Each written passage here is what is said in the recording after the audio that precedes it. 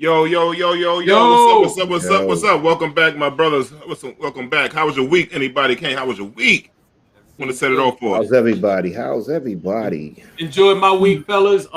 Despite the snow, took a day or two off because of the snow. Just chilled out with family, chilled out with my lovely and beautiful wife and loving family, and just kind of hung out a little bit and just chilled. You know what I mean? So it was overall a very good week for me. You know what I mean? And shout out to everybody at the gig and all people. As we know, I've spoken on before. I work with the disabled population is actually the world's largest minority. And I just want to shout everybody out with that. I just learned that one of the things I'm always learning something. Black people, we are the largest. We are terribly undiagnosed when it comes to autism. So I just wanted to put that out there right now, and our children. So I just want to put that out there right now. We're closing the gap, and it's a sort of a passion for me. I don't know how to really always put it in, but or explain it to people. But it's just something that's on my mind heavily these days. So I just wanted to shout that out. We appreciate you, brother. For a father that has a child with autism, I truly appreciate the work of people that work with kids like myself and adults like my son. Absolutely, brother. What's up, Rod? How was your week, brother? My week is I got nothing to really say. I mean, I'm really getting tired of, like I said, house. All I do is chill in the house, shovel snow, chill in the house, shovel snow. I feel like I'm on the lam from the police right now, just staying in the house, doing absolutely nothing, peeking out the window and just looking at the weather, but nothing going on. I just need to change the scenery though. I feel you. But other than that, everything's good. That's good. Kelvin, how about you, brother? Well, I gotta apologize. First of all, the weather has been so bad. I just took my family over to the Bahamas, so that's where I'm broadcasting from tonight, because they were just saying it was cold, and so we just had to get out. I really just took them there, and then I came back. But private jet. Right, exactly. Other than that, So even though my itinerary, I booked the hotel for a week, but it's cool. I really wanted to just drop them. But the other thing is, I was selected as one of the judges for this year's Miss Black Awareness pageant. So I'll be doing that. So I'm excited. I'm really excited. That's a good look. All right. Yeah.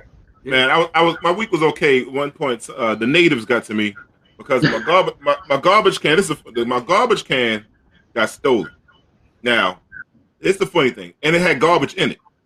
So the garbage can, the garbage missing. So I'm talking to my other neighbors, and the neighbor said, "Man, I found a garbage can the other day." But then I said, "Okay." So I said, "Damn, it looked like my garbage can, but it didn't have the garbage in it."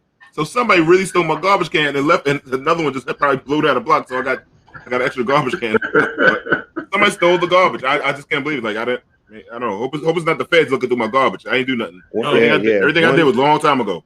Yeah, one man's garbage is another man's treasure, right? Another man's treasure, right? Another man's trash, another man's treasure. Whatever they're looking for, I ain't got none of it. Yeah. Anymore. Because technically, once you put it to the curb, it don't belong to you. I know. People don't know that. People don't know you go to jail for that, man. Once you throw it out, once you throw it in the garbage, they don't even need a search warrant for it. They go take it. Exactly.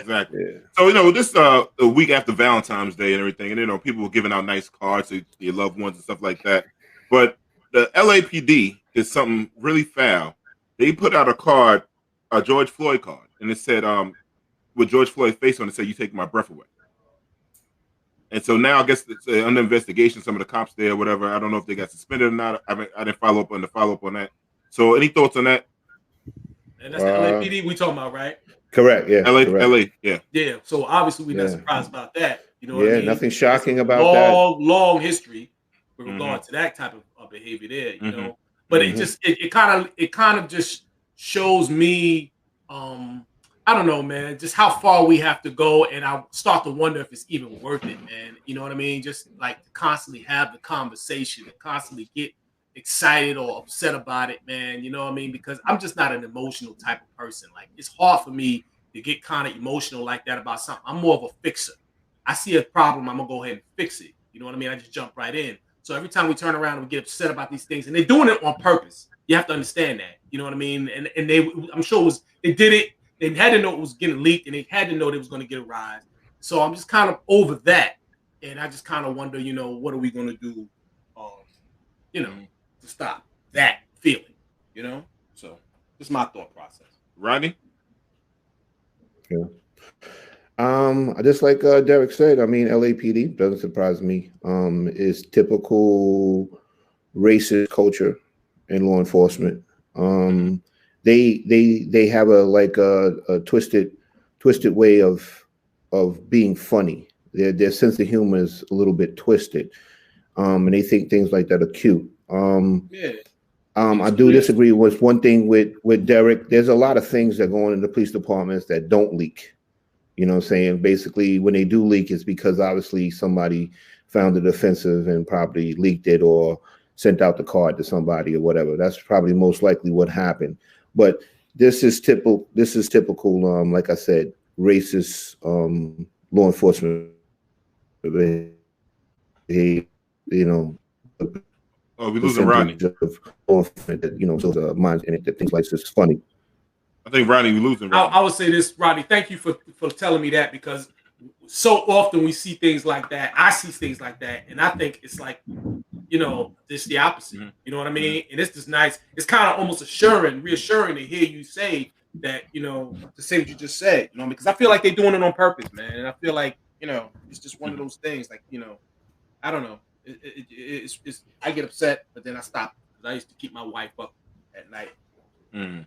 Kind of civilized the savages. Yeah, I think it's obviously it's tasteless. It's nonsensical. It is ultimately just the ultimate disrespect to this man, his life, his legacy, and his family. And I think we have to get to a point where it's not just documenting these things. I think at a certain point we have to just say, like other communities, there's got to be recourse and repercussion for when you disrespect people in this way. Even if I always believe you make people feel things financially. So, I mean, and then I think we've got to hold political leaders, hold their feet to the fire, because, again, you still have somebody that's over the LAPD. You still have, legislators that have to deal with the LAPD. So I think you've got to find those pressure points to make people respect you. I think there's certain communities in this country that have fought for years to make sure that they don't deal with hatred from any source, whether it's law enforcement or any other organization or group. And I think we have to do the same thing for our community and our culture. But for someone to do that, it just shows it's ultimately a slap in the face. It's the ultimate pushback for what they saw happen with all the young people that was kind of galvanized and coming together. And they just want to make sure that they can keep that divide very, very wide. To make sure that they always feel superior to this group. And I think it's a slap in the face to say, no matter what you do, no matter if you march or if you protest, this is how we feel about it internally. Yeah. And so I think there has to be repercussion. And I think we got to be the people to make sure that we help enforce that repercussion. Okay. Yeah, I agree with you. Like, and Rodney said it before, that it's sad to say that you never saw any police unions speak out against anything that happened at the Capitol, anything like George Floyd. They don't speak about none of this stuff. Rodney and I had this conversation before. The unions have been silent about a lot of stuff, and I can't believe like every single police union has not spoke out about what happened.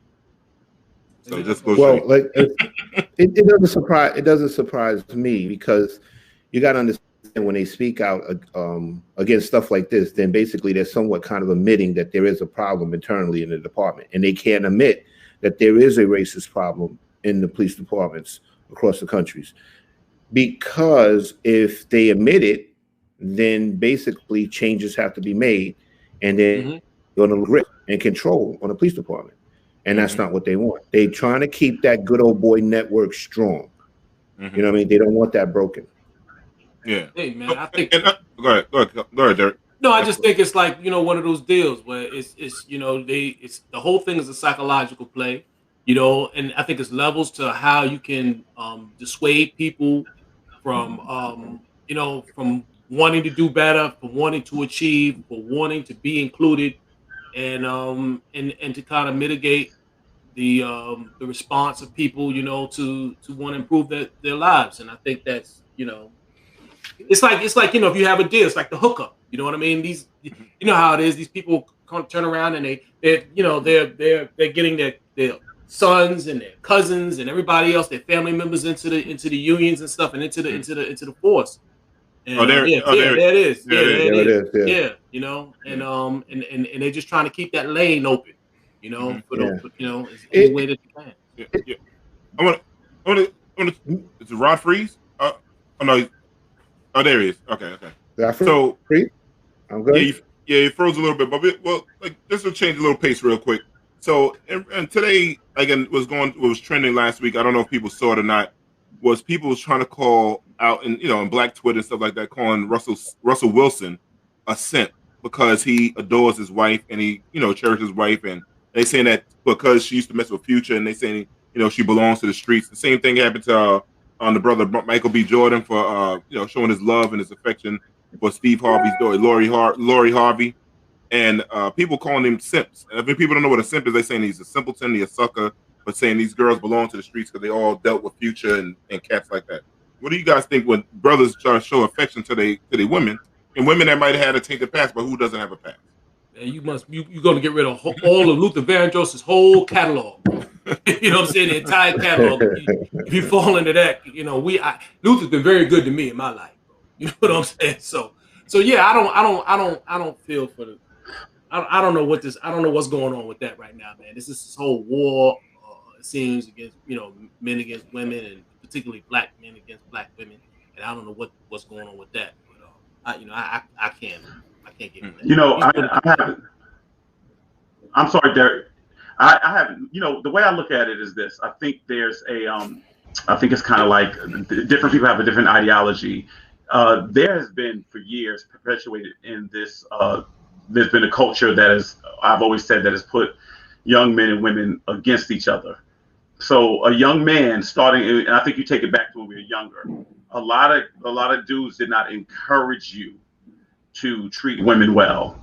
It was almost like women are going to play you, so you play them first type situation. And I think people have continued that. So when a lot of dudes see a man treat a woman with affection, a lot of times these guys did not grow up seeing some male in their life treating a woman that was older than them or older than them, a mother or aunt, the same. They didn't see that. So they didn't see, there was no natural affection.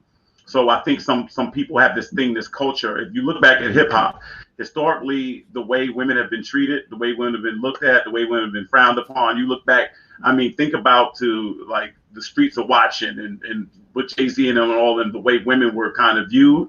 And I think a lot of dudes in the street kind of had that image of women where it was like, they will be subservient or whatever. Don't trust them. They're just good for whatever you want them to be good for. And so I think people have carried that on. Now, on the other side of it, I don't think men should, kind of flaunt what they do for their significant other online. I don't think they should necessarily, because, when you get that, you're going to open yourself up to that type of criticism. You know what I mean? So if you do that publicly, then you're going to get the backlash publicly. Sometimes people are just jealous of it. Sometimes people that have no regard for women are going to have a negative or adverse effect to it. So I think that's the issue. But the way I look at it is the woman that you love, treat her the way you love treating her, especially if she loves it, and forget what everybody else is saying. And that's how I look at it. Well said, Calvin. Well said.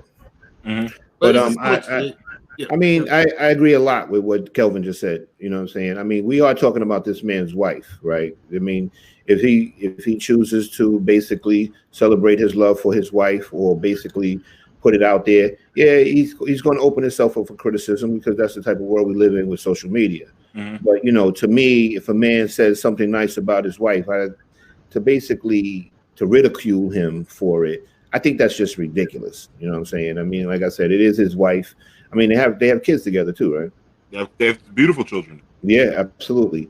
So I mean, if he wants to worship his queen or whatever, however he wants to put it, I don't see nothing wrong with it. The problem is, like I said, just like Kelvin said. Kelvin said that basically a lot of people see that as being bad or being weak. You know what I'm saying? And I don't see that as the case. The man wants to praise his wife, he can. Yeah, and that's the thing with like Little Bootsy and all these cats, right? They judging these women, right, when they pass, right? Mm-hmm. Now, if we're gonna start judging everybody on their past, they be the same people like going to court, saying to him, "Hey, Your Honor, this is my man. He did this in the past, but look at him now. He did this. He's a good person now." Correct. So we can't have it both ways. I mean, one way. Like the women can't do this, but but my man that shot 8 people and sold crack to babies, he should be forgiven for what he did in his past. He gets a pass. Yeah. Gets a pass. Right. And I told somebody, I always put this to when I talk to my young girls, my students before, and guys are trying to call them hoes. I said, if a girl's 18, she's first time having sex, right? First time she has sex in January of her 18th birthday with a boyfriend, breaks up with him, gets another boyfriend in July or September, makes him have sex in November. So she had 2 partners. Now, say if she averaged 2 partners to the age of 36, she break up, she dating them and have them. So now she considered a hoe. But I can sleep with 36 women in 30 days. And you'll be the man. Well, let me say this. You know what I'm saying? So long time. We recognize the double standard. It is a double standard, and I have to admit, and I think, and I'm guilty of it too. I mean, and when I say guilty of it, I just think at the end of the day, in our mind, we are, or at least I grew up processed to think that women viewed sex differently than men. So when a boy would go out and just try to sleep with everybody, we just chalked it up to being adolescent and being, sexually whatever, because he hits his sexual peak a lot earlier. When a girl did it, we always thought there was something more involved because it's more of a internal thing. It was more of an emotional thing. It wasn't, women didn't, from what I always thought growing up, women didn't look at sex as frivolously as we did initially. And so I think that's why there's the double standard. Now, whether or not that's true or not, that's up to the person. I'm just saying that it's just, a guy will sleep with a woman who he don't even love, who he doesn't care about, who he's not even attracted to. Women used to have a bigger standard for that. You know what I'm saying? There's some women that wouldn't sleep with a dude that she was into just because the way he asked or the way he disrespected her or whatever. And so that's why that double standard exists. Because to me, if women ever start acting completely like dudes, which is starting to happen now, then we just in a lot of trouble because it's going to be a wild, wild west. Speaking of judgment and stuff like that, who always a hot topic right now, and he keeps trending and trending up, and he's trending fast. Brother Kevin Samuels, and the other night, Kevin Samuels. I mean, I'm a part of Clubhouse, and Clubhouse, I saw one night they had a room talking about Kevin Samuels for 18 hours. Women are seriously upset, and they are bothered by Kevin Samuels. Some women, mostly, and then it seems like I don't know. What do you guys thought on Kevin Samuels? I think he's here to stay. I mean, I understand some of the stuff he says. I agree with some of the stuff he says. I think his approach is a little different, but I think his approach is here to stay. But how are they upset by him when they keep calling into his show? No, it's not the women that's calling in. It's the other people judging the women that's judging this whole show when they call in. I don't know. I think he just got I think he has his audience, man. I think his people who like Kevin Samuels, they call in for whatever that thing is that he gives them.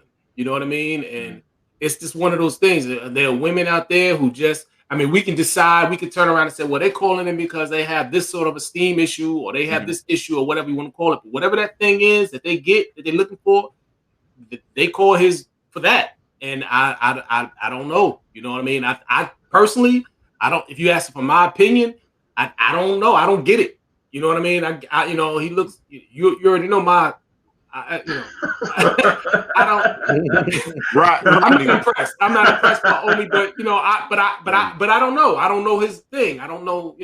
Rodney and I was in the room the other night. So Rodney, what's your thoughts on Kevin Samuels? Because we was in this clubhouse room for what, 3 hours. Just like we were on there talking about Kevin Samuels. Let me explain something to you, right? We weren't the only room that was in there talking about Kevin Samuels. There were tons of other rooms, and I think you said, D, that one room went on for 18 hours. 18 hours. 18 hours. Let me tell you something. Kevin Samuels is here to stay, period. He is here to stay. Kevin Samuels is going to be able to write his own check soon, and he's going to definitely get his own show. You watch and see. The thing is this, right? I remember the first time I ever saw a Kevin Samuels clip, right? I looked at it and I said, wow, that's pretty harsh, But then the thing is, it seemed that people gravitated to it. You know what I mean? And mostly women, because he's definitely giving you blunt force trauma. That's what he's doing. He's not curving it. He's not putting no sugar on it. He's hitting you with it straight. There's not even ice in the glass. It's just straight.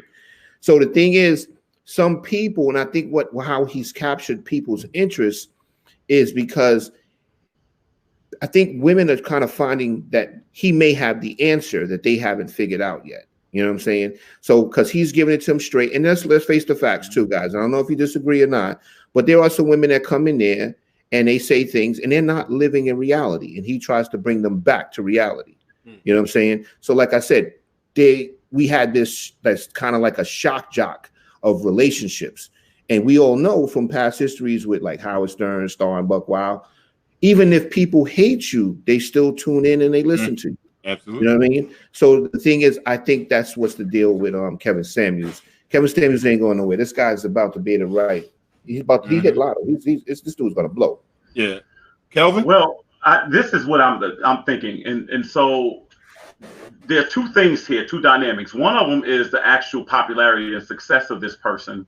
The other one is kind of like the character versus charisma. So that's my concern. I think anybody who has a podcast or a platform can get up there and spew different things to make themselves popular. What I would say is, I'm fortunate enough to do a show with you gentlemen. I want to do a show with men that have integrity, and that doesn't mean that we can't have levity, and that doesn't mean that, but if this was something that was just to tear down the community and to me it wasn't advantageous, I wouldn't be interested in it. That's how I look at him. I agree with Rodney. He does say some things that are correct, but let me tell you something. Just because certain things are correct don't mean that they need to be said. And I think the way he presents himself, to me, I see a person, this is my interpretation, I see a person who has no regard for women. I see a person who does not care for women. I see a person who does not love or respect women. And so whatever advice you have to give a person, if I don't think you're doing it because it's for their betterment, then I don't have much regard for you. And when I see him, I see that. I think he is, I think he's posturing. I think he's saying what will do exactly what Rod described, which is make himself popular, can write his own check and things like that.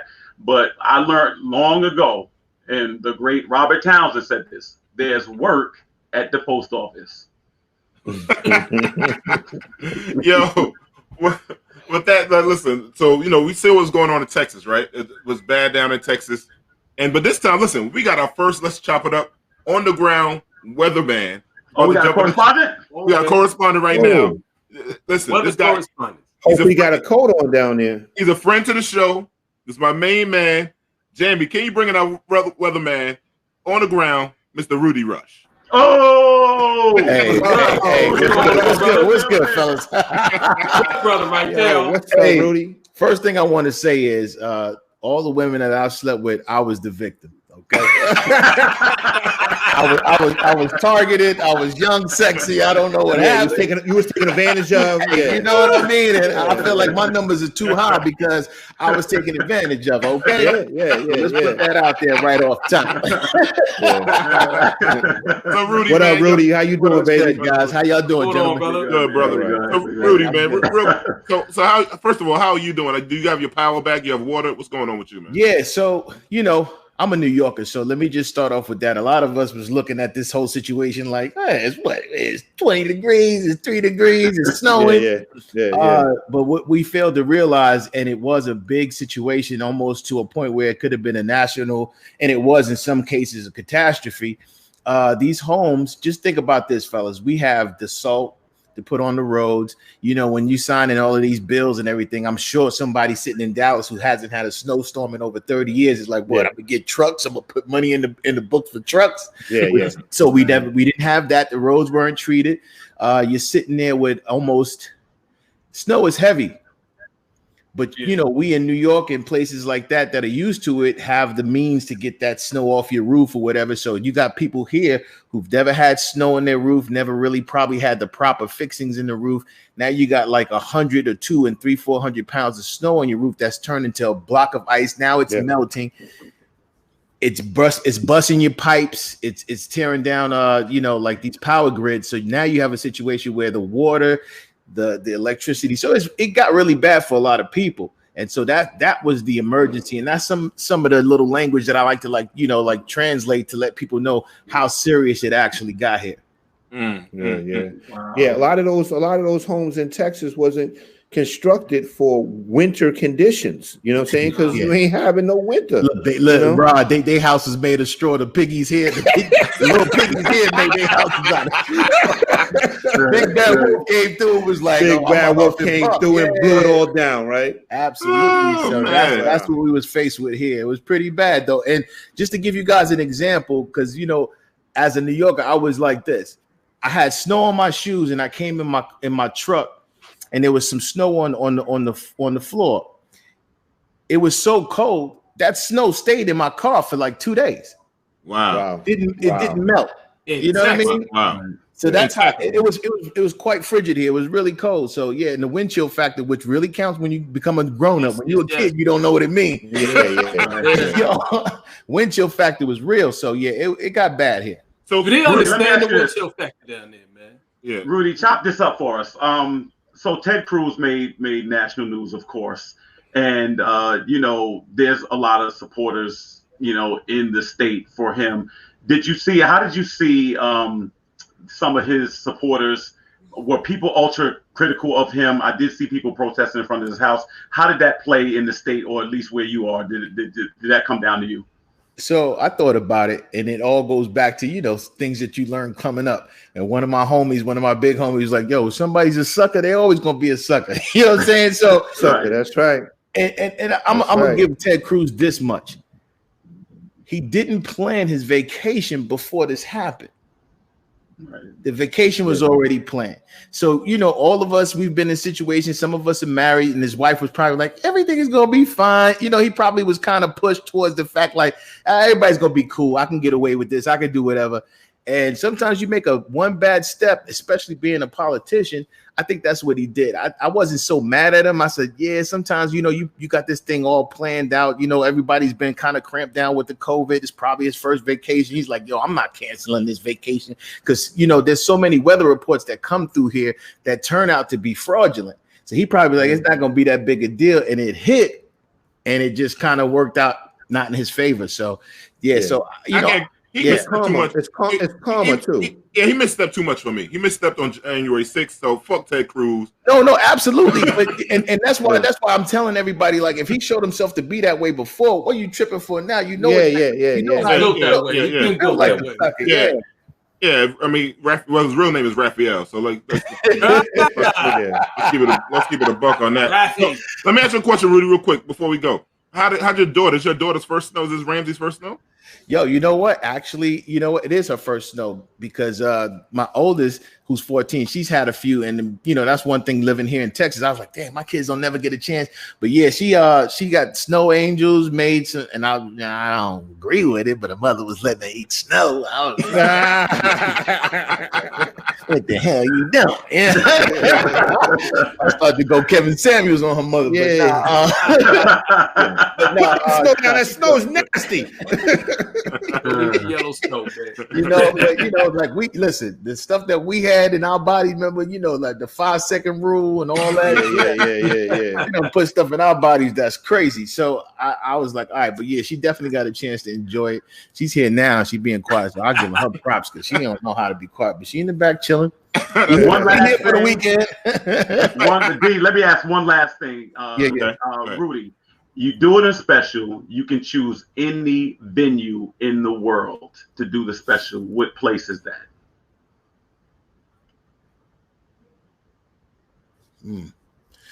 Wow. There's a few.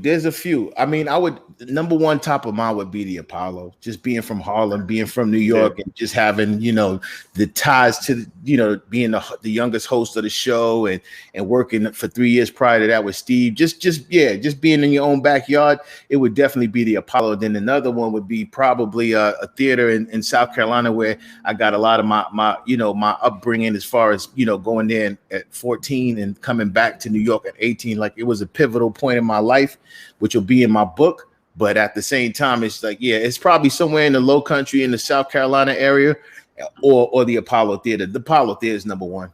My man. So Rudy, man, anything you got going on? I know you had a show in Atlantic City last week. Anything coming up? You know what? It's so funny. I'm gonna be in California this week, just taking some meetings and stuff like that, working on some projects. The funny thing about 2020, everybody kind of find new avenues. And like, even with you guys, I think, did you guys start this show in 2020? 2020, yeah. Yeah, it's a lot of more creative, more ways to just skin a cat as far as, tapping into your own potential and talent. So, I don't have to be just a stand-up. I could be a businessman. And I'm actually, trying to push some shows that are written by other folks and may not even star me in it, so it's just trying to put your hat in the ring. And the funny thing is, and we all need to realize this, even with me and D and your man Sam and everybody, I knew these guys for 20 years, but those are relationships I've always had. They just different now. Mm-hmm. Kevin Hart and I, we was in a car accident in a hoopty on West 4th Street. You know what I'm saying? Mike Epps is crying in my car because we ain't got no gas money. Like, these are people when you call now, it's a different situation. So I think everybody needs to just take a step back and look at that and, always look at your friends now like, hey, listen, this is something. So now I'm just taking advantage of it. And I have a lot to bring to the table too. So we all just gonna come up, and 2020 just kind of showed us all that. Yep. All right. Yes. Rudy, man, we thank you, man. We love you, brother. And I hope to see you real soon in person. You and I talk on the phone almost every day. So it's all good. Absolutely. And Kevin Samuels is here to stay. But you know what? You got to realize, and Kay, I feel how you feel a little bit because he's just a shock jock. Like he's and D called it. He's a little zesty.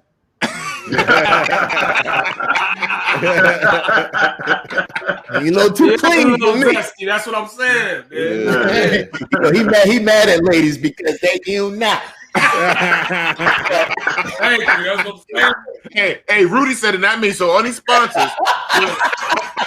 No, there's nothing wrong with that. If you're part of the community, be a part of the community. That's what I'm saying. At the same time, like, we all love Corey. Corey Holcomb is one of my favorite comedians, always will be. And it's the same thing. It's just telling the truth. It's just the delivery. And we got to give Kevin Samuels credit for that because a lot of the stuff he does say is true. Them girls be on there like, I'm a 10. He's like, you 5'3" and 200 pounds.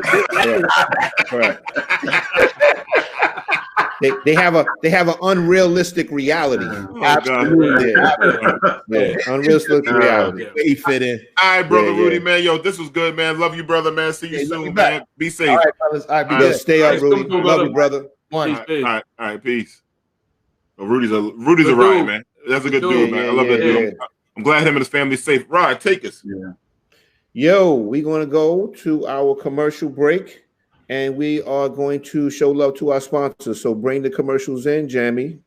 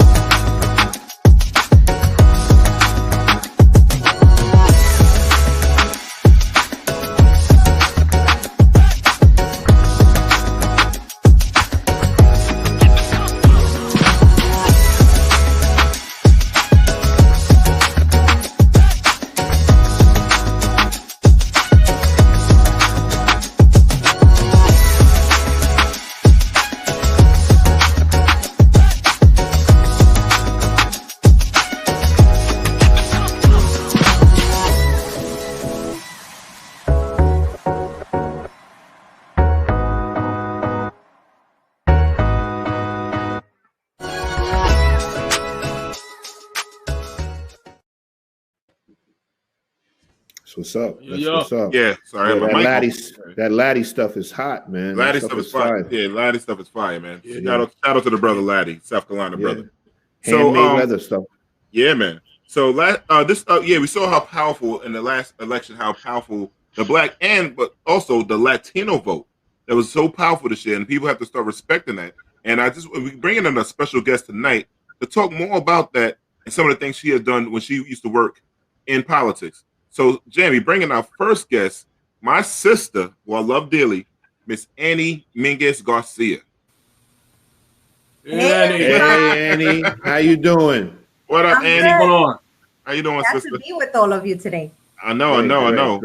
Great to have you. So, Annie, I know who you are and everything like that, but can you tell people a little bit about your background, where you came from, and when I talk about politics? Yeah, so let me just start off with saying, I was born and raised in Washington Heights here in New York City. Yeah. My parents are from the DR, Dominican Republic, in the house. I currently live in the BX, so shout out to from the Bronx.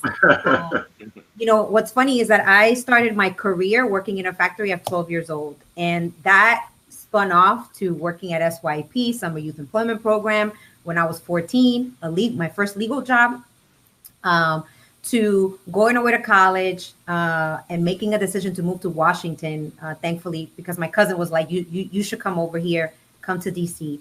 I worked under President Clinton at the Department of Labor under the first African-American Secretary of Labor, Alexis Herman. And then from there, I went to work with one of the most powerful Black legislators in the country, Charlie Rangel, Gang of Four from Harlem. And then from there, I did some lobbying with the first Black elected official to receive a statewide nomination, Alan Wheat. And then from there, called back to duty, went back to work for Charlie Rangel in the most powerful committee in Congress, which was the Ways and Means Committee. And it's more powerful because they make it rain. They make it rain. So I did that. So in total, I lived in Washington for 13 years and really understood politics from having been not only in an agency, but also then working in Congress and then lobbying Congress and advocating for Congress. And now I really use that knowledge, that politicking and negotiations that we had to do when we were in Congress to work at a nonprofit doing government relations. Can I ask this question, Andy? We're always concerned about young people getting involved in the process, and we do see it now. But what do you say to that group of young people who really feel that there's no place for them in politics, that they feel like the deck is stacked against them? How do you kind of galvanize them and inspire them to actually, join this process and become a part of it, that there is room for them? Yeah, I think, Kelvin, because I was listening to you earlier, right? And the reality is that we are facing in our communities a lot of different issues. Right. And I think that it's easier to think about the speed bump that you need on your street, the community center that you need in your community, the business that needs to go because is not doing anything good. It's easier to do those things, but I don't think people realize you have so much power. Individuals have so much power. So when they're politicking that stuff, just take it to another level, and you have no idea how powerful it is that when I worked in Congress, there were only 2% of Black, Latino, Asian, Native Americans, 2%, 435 House of Representatives, and only 2% of them were people of color. And when you think about that, it wasn't easy, but I come from New York, so we shake it off, and I just think we're navigating things in our communities. You take it up another notch. We need everybody. And honestly, young people are leading us right now. I know I look young, but young people are leading us right now. And I think we have to figure out a way to get them engaged, but also to listen to them, because at this point, they're the ones leading. Good point. Thank you. So, it seems like so many people are just sort of, and maybe my generation even, it seems like we're almost checking out, you know what I mean? Politically, you know what I mean? It's almost like, okay, well, what's the point? maybe we're looking for alternative ways. I hear so much just on social media talking about, oh, well, you're voting for this part or you're voting for that. It doesn't matter where you're voting. They both the same person and all of that. Can you speak a little bit about that? Why should I, as a 51-year-old brother who's seen it all, done all march, did what I thought I could do on my own, why should I be so engaged right now, politically in terms of, the system, so to speak, Yeah, I think what's important to say is that we're seeing change right now in our communities and in our country because we as collectively, Latinos, 32 million, and Black people, 30 million, came out in this election and said, no more. We care about us. We're not a monolithic group, right? Because like, if you're Dominican from Washington Heights, it's different from being Dominican from the Bronx or maybe from like North Carolina. Being Black from the South is different from being Black in urban areas, right? Like, so I think that first of all, we need to acknowledge that when we as a collective, Latinos and Black people and Native American people and Asian people say like we're a block to deal with, it is so important because we saw what was happening in our country as a result of us not doing that. And look, this country was developed on a divide and conquer, right? Mm-hmm. And so even when we talk about the Latino vote, and I have to bring in Eva Longoria, right? Like she got knocked out the moment somebody asked her like about the voting and who made it possible. Let's just be realistic. There are states that have heavy Latino presence, right? There's states that have heavy Black presence. But if it wouldn't have been for Congressman James Clyburn of South Carolina saying, I am going to support Joe Biden, we would not have Joe Biden. If it wasn't for Black women, we wouldn't have Joe Biden. And if it wasn't for Latina women, we wouldn't have Joe Biden. But we needed that combination, not one or the other. So my whole thing to you, Derek, is like, we need to continue to stay engaged the same way that our ancestors and people that came before us were like, we're not going to give up just because we're older. I mean, we're here because of them. We stand on their shoulders. But that's the thing. We can't just stand on their shoulders. Now we got to be the shoulders. And we got to make sure that we're listening to young people as they're coming up too. Mm-hmm. Yeah. So, Andy, you was talking about too. Oh, sorry about that. Hear me? You're echoing. No, Annie, I'll ask you a question, Annie. You know, I got teenage kids and stuff like that, and sometimes I notice not all my kids, my son probably takes to politics more than any other of my other children. The thing is, like, what would you recommend about how to get young people more involved in understanding politics? What would you recommend? Yeah, I think that, Rodney, one of the things to think about is that politics is not just the presidential. Politics is not just congressional, right? Like, we have in our own communities, community boards that are super powerful. Depending on where you are, you have a tenant association, a block association. You have communities that come together and that they go to the precincts and they're creating community councils, right? Mm-hmm. So we have to figure out, like, we need to be infiltrating at all levels. Because look, I worked in Congress, and when you get to that point, you are making laws for the land, for a land that you cannot like say like, well, let's do it this way so that it meets everybody, right? Like it's just gonna have to be a blanket, like this is the law, and then you all states. Like when I hear people say like states have so much power, yes, they do, but localities have even more power. More power, right? Yep. You could be getting involved in, like, here in New York City, I think about like all of the changes that we've seen around even like after school. And honestly, it was little kids that were saying we need after school. It wasn't the adults, it was the little kids saying that. So my whole thing is like, we got to figure out like, how do we impact at the local level? There's so much need for our voices because all politics is local. So not to think about like, I need to go work for a congressman right now. You could go work for your local elected official. You could go work for the for the district manager, the district leader. You could go work for the community board. There's just so many opportunities. And now, honestly, in Congress, you could actually get paid to work in Congress. When I was there many years ago, you got to work for free, and the salaries were less than $30,000. So wow. I want you to know the squad has made a difference.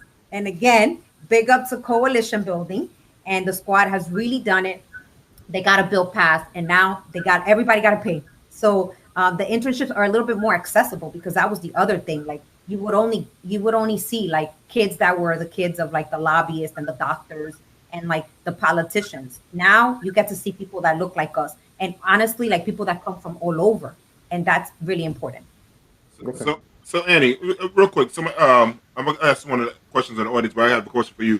Do you think it's a divide now, like you say, like Dominicans in Washington, Dominican Brown? Do you think it's a divide in the Latino community? Because we saw a lot of Cuban Latinos come out for Donald Trump in Florida. Do you think it's a divide? Is it by like, why do you think they gravitate more towards Trump than the rest of the brothers and sisters? Yeah, I think that again, right? Like Latinos come from many races and many ethnicities, right? And so, unfortunately, when you think of the Latino community, and this is not like, I think this is something that even I've been exploring, it's that we don't vote the same way, right? We're coming from different countries. There's that nationality, the pride of nationality. We're coming with political beliefs from the countries that we're coming from, and then coming to this country, and sometimes voting for an individual that has, stricter stricter laws and regulations against the countries that we actually came from. And when you think about Florida, like, look, we were thinking like there's a much larger Puerto Rican community that has come into Florida. But let's be real clear. Why are they coming into Florida? Because of Hurricane Maria. And there was like this flooding of like Puerto Ricans leaving the island. Like, come on, let's make sure that like people can return to the island. And that's a whole nother conversation you're gonna have to bring me back for. But when you look at like Cubans in Florida, remember that they are voting everything against the relationship. Too much relationship with Cuba to them is not what they want. But we gotta also understand them, because they came to this country fleeing what they considered a communist regime, right? And then Venezuela there's so much happening in Venezuela. So like, look, Latinos are Republicans, Democrats, independents, right? Like we got to understand we're now one voting block. So you'll see like Dominicans in Florida were voting Democrat, Puerto Ricans in Florida, Democrat. But then you saw all these other groups. And I think like that's the piece that, to me, I think politicians, but also we got to pay attention to. Because the thing is, like, you can't go out with the same message for all these people, because they're not going to hear it the same way. And it goes back to that piece of like, we also like right now are becoming the largest minority within the majority. And when that happens, right, we know that race is a social political construct. So now in the census, the evolution of the census, now as a Hispanic, I could check off Hispanic white, Hispanic non-white. And here's the thing, when we do that, when we don't protect that Black designation, because Hispanic is not a race, what we're doing is taking resources out of our community. So again, that coalition building needs to work. And there's so many states doing so much work, basically trying to make it harder for voters to vote. What do we do to prepare? Here's a question. What do we do? How can we prepare for the primaries that are coming up? Because these voter rules are being changed. So how do we prepare for those? Yeah, voting suppression hashtag. I just saw that come up on my screen. Like voter suppression is real, and let me tell you, voter suppression happens everywhere. Because I think that people think that it only happens in the South. It's happening in Kentucky. We saw it, the long lines, right? Like we saw that polls didn't open on time. So what I think that we need to do is that we need to start volunteering to be part of the people that are poll watchers, that are part of the people that are greeting you and bringing you in. We got to be paying attention. I mean, here in New York, I know that you may have seen like there was a lot of irregularities, even in New York. And we don't think about those things. But we have to start getting involved. And that starts, like what Rodney said, like we need to get our young people that care about that. But also, like, they're telling us who to vote for, then we got to listen to them and say, like, that's what we're going to do. So voter suppression is real. I mean, the whole entire system needs to be like redone. And I don't know that I'm going to see that in my lifetime. I've seen a Netflix film the other day on voter suppression. And honestly, like it feels like something so daunting. Our whole electoral, the way that we elect presidents is so daunting. But honestly, like there's still a power shift, right? Like our systems were created basically to benefit some and oppress others. And we are seeing that more and more. And I think that we as like individual citizens need to get more involved and pay attention to how it is that our elections are run so that we are not disenfranchised. No one should have to show their license in order to go vote. And unfortunately, that's still happening. And it is also, it's all a tactic to suppress voters. So Candy, you're in New York. You're in New York as we are. And what I'd like to know is this, and I've been saying this, I think as far as the mayoral race in New York, we need someone that's going to come back and really revitalize the city after everything we've been through. And so I've been saying we need somebody creative. We need I know we've gone through a rash of borough presidents and things like that, and that's not to disparage any of them, but I think it's just crucial right now. And the current administration, a lot of people have not been, thought fondly of. So my question is, have you, and I'm not going to ask you who, but have you picked someone in your mind that you think would be great? And secondly, is that person you? Because I think you, Annie, are the next person that needs to be the leader of it. But is there somebody, and if it is you, I'm voting for you, but is there somebody that you have in your mind already? And without saying that person, what would you want that person to do? So I want to make sure that people know there's a mayoral forum. There's 35 new council members that are coming new. So don't forget about that. So like when Derek said, like these primaries, let's pay attention, okay? Because there's going to be 35 new council members out of 51. So we need everybody paying attention. There's 44 candidates that are running for office right now at the mayor level. I have been watching mayoral candidacy forums one after the other. I want a candidate, honestly, who's going to be listening and who's going to be convening young people and really trying to help the young people, especially those young people that are between the ages of 16 and 24, especially those young people that are in foster care, who aged out of foster care, and we were advocating to allow them to come back in. Those young people who have been struggling to get their high school diplomas and now are like, we're abandoning them. The city has been so good with the little kids and with the families, but we have really failed and abandoned our young people between the ages of 16 and 24. And if someone has any information that I don't have, I want it, because I feel like we have just done, like we've really abandoned that population. The same approach that we have for the little kids cannot be the same that we need for our teenagers. Teenagers need something else. Young adults need something else. And we have just not been paying attention to them. So for me, I'm going to be looking for that. Who is convening? Who is talking to them? There's 44. I mean, I do government relations right now, so it wouldn't be politically correct for me to say who. No, and we gotta get those checks, Andy. You and I gotta get we ain't saying nothing. Yeah. Yep. I'm not trying to do a tech cruise right now. I'm not trying to do a tech cruise. Fair enough. One thing, long as the next man come out, he don't parade his kids with afros, I'm all good for it. Any man to come out, don't parade his kids in front of the screen with afro. But Andy, listen, I want to thank you so much for coming on. People, I see Lisa, our girl Lisa, saying Andy for mayor. I think Andy, if you don't be mayor, I think you should help somebody become mayor, because you're really dope. I love you. Sister. Anything you want to say to people before you leave, and how can they find you? Any handles that you're on? Yes. So I'm on Twitter, Annie E. Minguez. So please follow me on Twitter. And I look forward to continuing to chop it up. That's right. And Annie's going to get a podcast. I'm making her get a podcast. She need one, for real.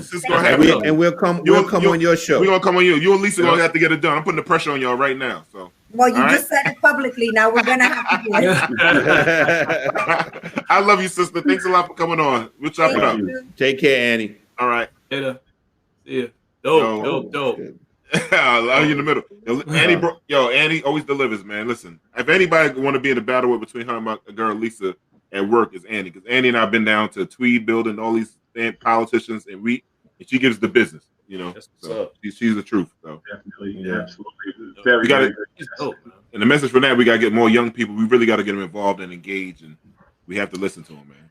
The youth of the future. We have to prepare the future for the future. Facts. That's a big fact. That's a big fact. So our next guest, Derek. Man. Next guest.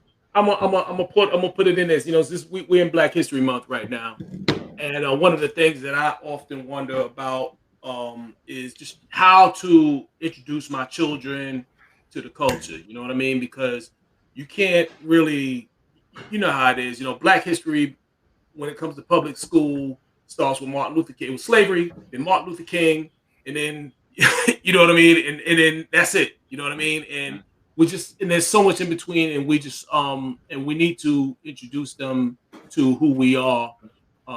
So I just want to introduce the next guest. He is an amazing individual, author, scholar, activist, and his name is Garrett Taylor.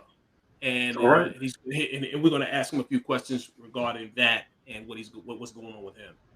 So can we bring Garrett in, Jenny? What's going on? What's up, brother? What's up, brother? What's going on, fellas? How's everybody doing today? All right, how are you? All right. Good for you, man. So, brother, can you tell us a little bit about your background so people can know, man, who you are and everything? All right. First of all, Derek kind of skipped over this, but we've known each other for a long time. Derek is actually my much older cousin. So you can't tell what all I was going to slap that pass, but we put it out there. All right. He said my much older cousin. Don't let the for real? Damn. Yeah. You got me by a few years. But no, I'm actually native of Bertie County, small area, Eastern North Carolina. I am a graduate of Little City State University. I always got to plug my university. A member of Omega Psi Phi for any brothers that might be out here looking into the podcast. I've been I started off my professional career as a school teacher, so a lot of the perspective I have comes from that background as a teacher. And from teaching, I moved over into doing mental health. So I've been doing about 20 some odd years in the mental health arena. Probably maybe 5-10 years ago, my wife kind of came up to us with the idea of doing a publishing company. And so we jumped into publishing from that area. So I'm somewhat of a serial entrepreneur. I do nonprofit work, a lot of work in the city. As Derek said, I do a lot of advocacy work in the community. So I'm just all around jack of all trades right now. That's what's up, brother. Wow, okay. Very nice. I wanted to ask you, a lot of people, I remember being in undergrad, and I had a professor say, don't go to school to get a degree. Go to school to become a scholar. And, at the time I didn't understand that. And I'm listening to you and listening to people. It's something about falling in love with learning. And it seems like we go to school or get an education just for the sake of trying to get a job. It looks like we're missing a step. And do you think that's the case? And if it is the case, why is that? Well, I think we have to learn how to continuously be learners, and I always have to step back because I always have to remind folks that some of the best scholars I know never stepped foot on a college campus, but they understood the learning process and they fell in love with learning, and I learned from those brothers all day long. Recently D.L. Hughley pledged Omega Psi Phi, but I can tell you, and a lot of brothers were upset because D.L. Hughley has honorary degrees, but didn't have a 4-year degree, but he has an honorary degree because he's one of the most learned individuals you have out there. You sit down and chop it up with DL for a minute, man. The brother, I had a chance to chop it up when he came to Virginia Beach, and 5-10 minutes, and the brother gonna drop something on you. You're gonna learn. So to me, learning has to be a lifelong process, I'm different when it comes to school because I'm like, school is a business. So when you go to school now, I'm telling my kids, when you go to school, you need to be I didn't say cost benefit analysis going on from whatever you're trying to major in. Right. Good point. Yeah. Family, let me ask you a question. Okay. If you could revamp your local or whatever school system and introduce Black history to children, how would you kind of go about it? What's the first thought that kind of goes through your mind? You know. So I'm gonna go on a whole nother limb with this one, cousin, and just say that I wouldn't, because it's not. If we ever, one of the biggest mistakes Black America made was depending on white folks to teach our Black children about Black history. You will never get a fair and accurate portrayal of Black history. Now let me step back. I would make changes in the school system. I want to make sure I don't want to gloss over that. There go my man. There go my man. Oh yeah, there you go. That's my guy. That's my guy. Yo, my man rocking the Freddy Krueger shirt today. Too. Oh yeah. That's my dude. I'm sorry. Sorry for this on camera. Libations is good. Libations is good. That's how they know we related, fam. And cousin, at least you put yours in the right cut. I just had open container with it. But yeah. So let me take a step back because one of the biggest learning processes I've had in writing children's books is seeing the need that white children have to learn our history. So when you're talking with some of the other side, the Trump supporters or whatever, what the problem you're having with these people, if they have no appreciation, understanding, or love of Black culture, it's a disassociation because they've been reinforced with that. Let me go back to your because Derek, first there's two parts to that answer. Okay. One is the ultimate job falls back on parents. Right. We have to do our research to teach our kids, but and I have zero faith in others to teach our kids, but we do have to make the attempt. So in process of making an attempt, there's some steps that you have to go through. First of all, we got to take all reference to slavery out of elementary education curriculums. You should not mention slavery in any regard until it comes to middle school. The formative years of your child's learning process. And this is a lot of research based on a brother. Let me make sure I get his name right. It's a Dr. James Hughley. I was looking at some of his research, and the brother's dynamic. And Dr. Hughley basically breaks it down that we are introducing our children to slavery and oppression too soon. So the very first image most of our children have of what their culture is of Kunta Kinte getting whipped on a slave block, right? So we have to go back and teach Black excellence before we teach Black oppression. So no one should be learning about slavery really in the elementary years, because that's not Black people. Black culture is so much bigger than that. And and I think it was Dr. Henry Clark who said slavery is not Black history, it's the interruption of Black history. Right. So we have to go back, teach the Black excellence. Let's teach about Mansa Musa, which is one of the reasons why I put the brother in my I might be one of the first kids' books who even mentioned Mansa Musa. Let people know, some people might not know who Mansa Musa is. Yeah. Okay. And how rich he was. Go ahead. Mansa Musa was the king of Mali. Mansa in itself means king or ruler. And Mali was a province of Timbuktu. And at that time, he was the richest man. He still today is the richest man in the history of the world. This brother went on a pilgrimage to Mecca because Islam had taken foothold in West Africa. But prior to that, West Africa was mostly Hebrew. And so if you read the Hebrewism of West Africa, you'll get that back understanding that we were first Hebrew people who were then converted to Islam. But at that time, Timbuktu had converted to Islam, and Mansa Musa went on a pilgrimage to Mecca. The brother gave away so much gold when he hit Egypt that he collapsed the Egyptian economy. Mm-hmm. That's how much money he gave away. That's how much gold. Yeah, so that's why I wanted to give the backstory. Yeah, so now we got that. But so I like what you said, brother, because kids should learn from. If you're gonna teach history, teach it from the beginning. And then you from the beginning, and then that's how you go. And then eventually, way down the road, thousands of years later, this when you run into slavery and stuff like that. So that's so because there's a disassociation and I have to explain this even to my white friends, is that but African history is world history, and so what they've done is they carved that out, and so a lot of white folks don't feel a connection to that aspect. But you're descendants of Africans. Africans were the first people on the planet. All people came from Africans. So this is not necessarily just our history. This is world history. This history belongs to the world. This is a story that belongs to the world, and we have to present it that way. So that others will embrace it. Because when you see a true appreciation through culture, then you can start to see some change and evaluation of a people in real time. So and so then I would phase it into teaching about slavery. And so it goes into steps. You introduce slavery, but you still don't go into the horrors. When you look at some of the stuff that we've seen and we've been exposed to, we don't understand the psychological traumas that go into just imagery.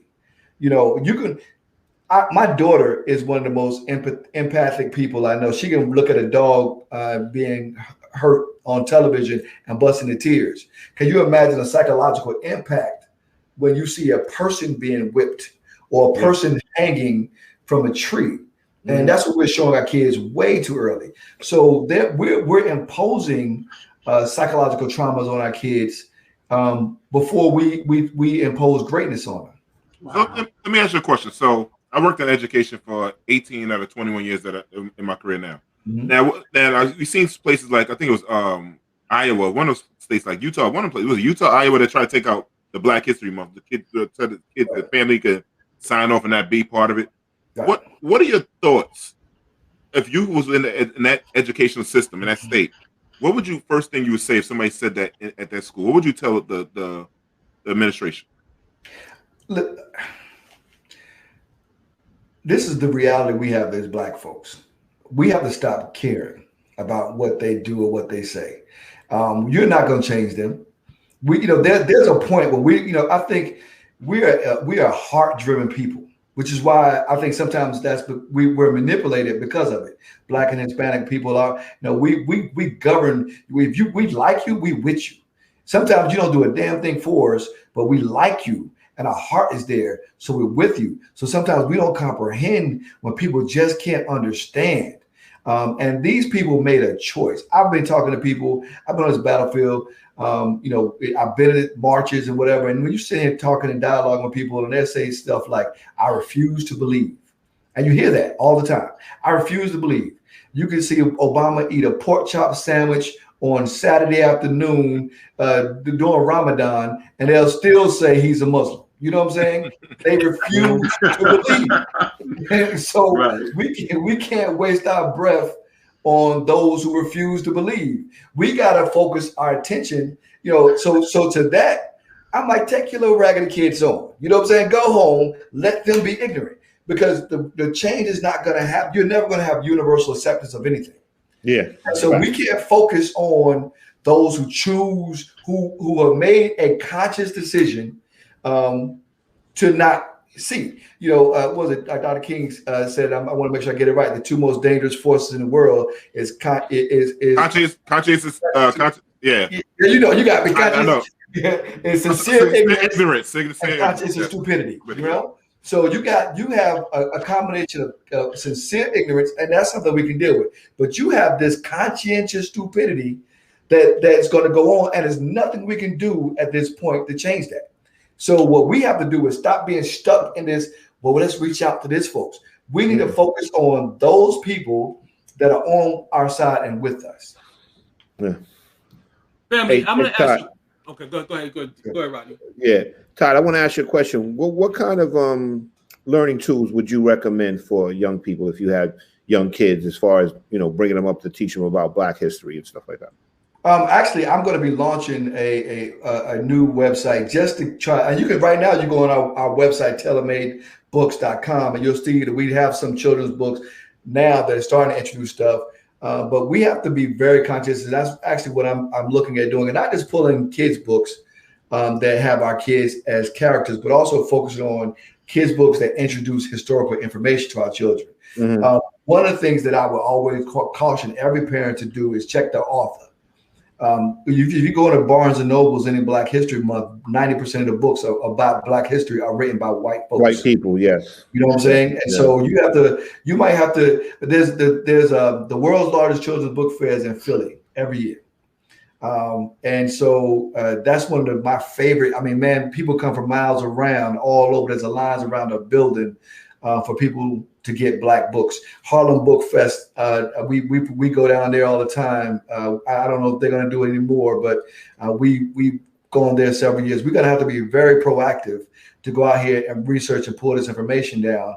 But we are going to have that. The website is blackourstory.com. And that's going to be another portal to bring that information in. But in the meantime, use your social media, use your YouTube. Right now on social media, one of the last remaining great scholars is still out here kicking it, Dr. Renoka Rushidi. If you ever get a chance, go on Facebook right now, follow Dr. Renoka Rushidi. Dr. Rushidi was there with Dr. Henry Clark. He was there with Dr. Ben. He was the young gun that was hanging with them back in the day. And now he's still out here doing his thing. He's doing cultural tours, historical tours. We have to be intentional with our knowledge and really seek it out. I mean, we got, of course, there's a huge, starting from Miseducation of the Negro, Carter G. Whitson, on up. There's a lot of material, but we have to understand that we're in a new media type era. And so we're going to have to look for resources. YouTube is going to be big. I mean, one of my best hobbies is going on and listening to YouTube lectures from Dr. Clark or Dr. Ben. I do that all the time. That's if you want to just have a good Sunday afternoon listening, those brothers drop facts. And so so we're gonna have to be very intentional with that knowledge. Shout out to old Brooklyn Slave Theater, man, back in the there days. You go. Man. There you go. Yeah. There you go. Let me ask you a question, though, family. I mean, I know you traveled to Ghana during the year of return. And I kind of always live a little vicariously through you. I mean, I could just go ahead and admit it now because you're on my show, right? But what was the impression of, let's say, the Ghanaian people of circumstances here of Black people here in America, man? What was the general impression? Well, the whole tour was just the whole visit. I actually went there because I was representing HBCU Africa Initiative. So it was an initiative to get, because if any of us who went to HBCU, there were African students who were heavy on our campuses. And so what we're trying to do, shout out to Morgan State, because Morgan State is actually putting a campus in Ghana. So they have an extension campus developing right now in Ghana. And so the chancellor was there with me. We both received, it was a Living Waters Award for our global impact from the HBCU community. And it was just a really, Chancellor Wilson did a great job. And I had the chance to sit down and meet with the chief of the Akan people. And that was powerful, bruh, when you talk about these chiefs and having that chief apologize for their role in the slave trade. See, we got to understand, I mean, there's some real truths that we got to have and we got to be honest about. Slavery, first and foremost, if you really look at who we are as African Americans or Black people, and I say not just African Americans, I say Black because I feel like Black is representative of the diaspora. And I think this show represents the diaspora. So I appreciate what you guys are doing. But when you have East Slave Castle, what became a different port of debarkation. So, for example, I was in Osu Castle, and that was where all the slaves were shipped to the West Indies. Then we went to the castle on the Ivory Coast, and that's where all the ones were shipped from Ghana to us. You see the active role that a lot of tribes did play in the slave trade. And so, but we were not, but that's because we were not native West Africans. A lot of us are derivatives of tribes that came from the East to the West, and then were the new brothers on the block. And that's one of the reasons why we were sold. So it wasn't like this tribe is just selling my brother. It was, well, they sold the guys who just showed up to the party, because we were coming from the East. but it was active, and Africans did participate, and so they apologized. A lot of them didn't really understand, man. Like there were times where I don't think they got it. I don't think they understood the deep psychological impact we were having. It was almost like just a regular tourist attraction. When we came out of the door of no return, there were kids outside, kind of beggars, and it was like, yo, we didn't get a chance to really take in the entirety of that moment because it was kids outside begging, because in their reality right now, we're rich Americans. And so they were just, trying to survive. And I'm not knocking those children, but I don't think they really understand it. So they're learning. When I one of my most impactful moments, someone went to Africa before I did, and they took some of my books and started reading in their villages. And I learned that, just because they're in Africa doesn't mean they're educated any better than we are. As a matter of fact, we know more than they do on some fronts, because we have access to more resources and better education.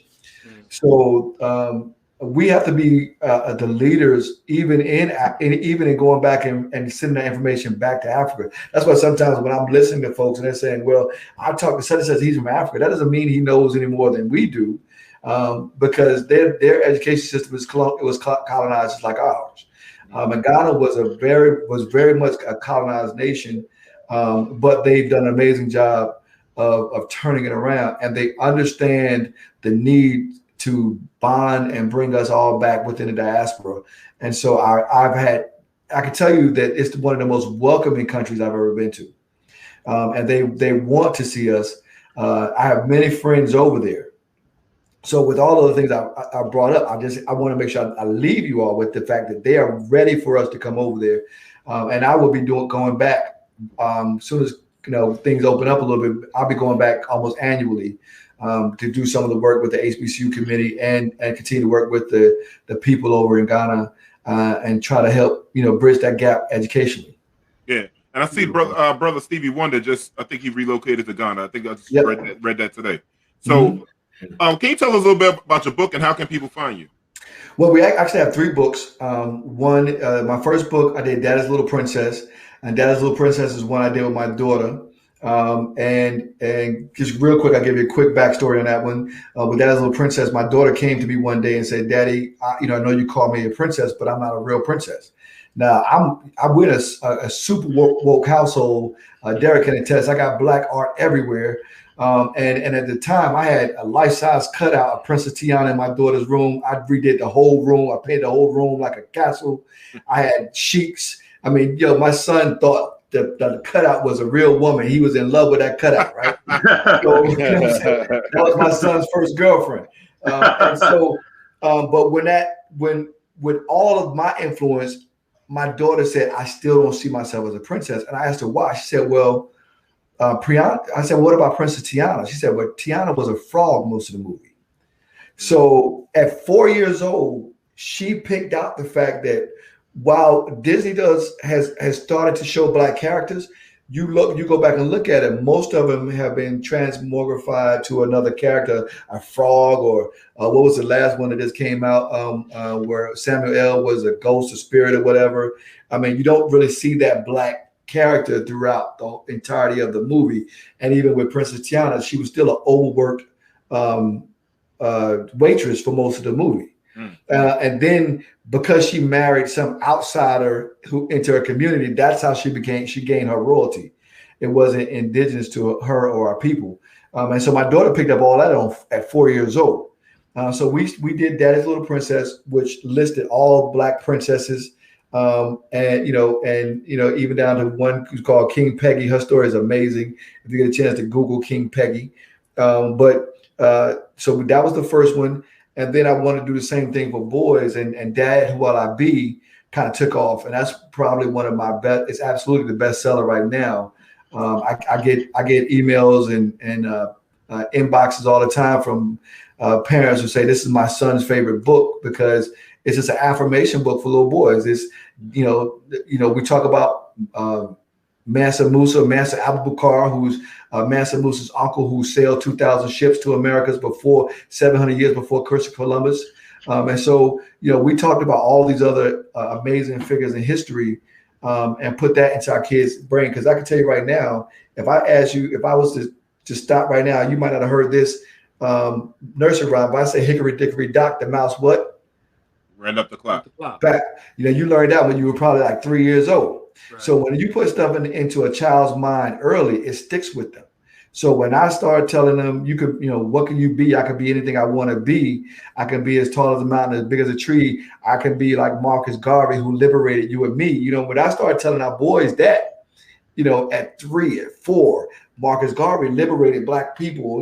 Mansa Musa, was the richest man. Mansa Abu Bakr, was the richest man in history. That sticks with our kids. It sticks with them forever.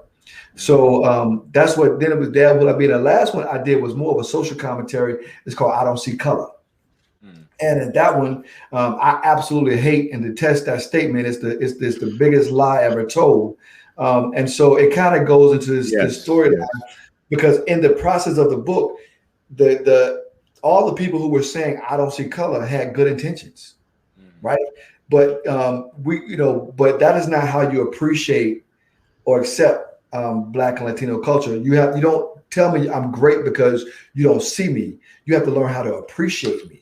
And so that was the underlying moral of the story. And that was what I love about that book is a lot of my white friends would gravitate to it and say, oh my God, I love this book. This is what I tell my students all day long. I tell them this every day. I don't see color. And then they read the book and they're like, oh, you know what I'm saying?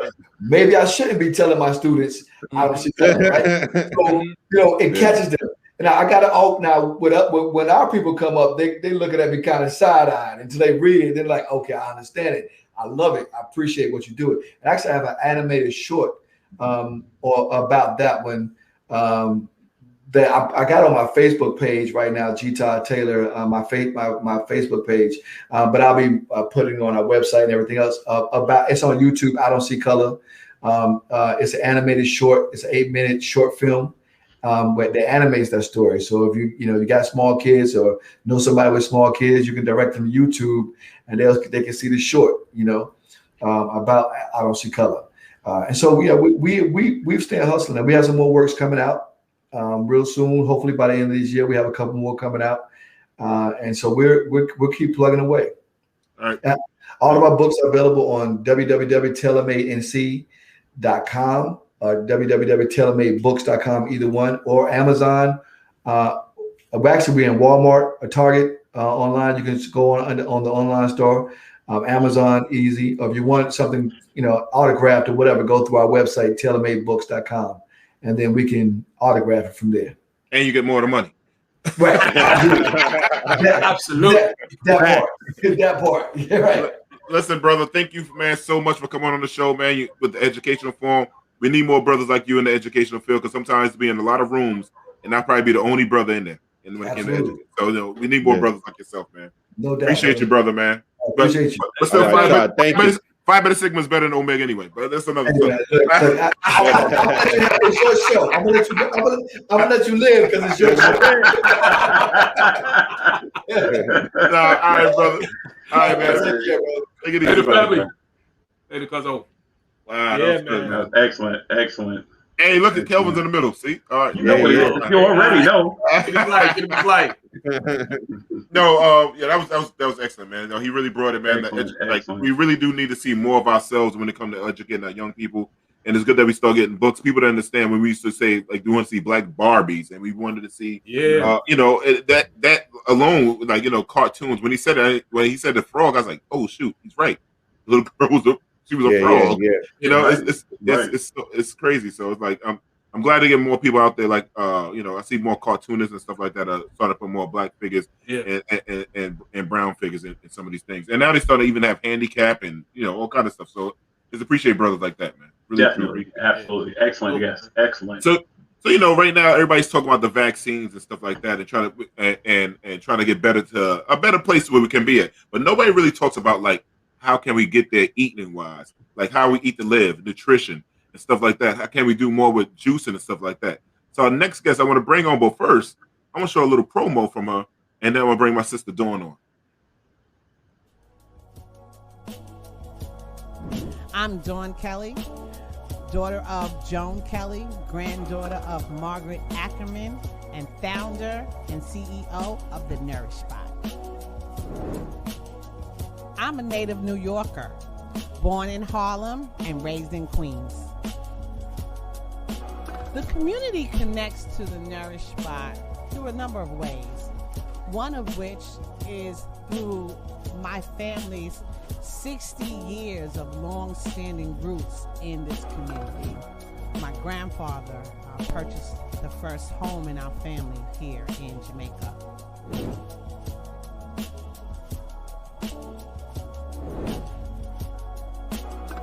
We connect to the community through our employees. We have a number of young Black and brown men and women that mask up and glove up to come to work every day so that we can assemble customized fruits and vegetables into what customers want. And so I'm really happy that we have such a great team, and I thank them every day for their dedication and fortitude.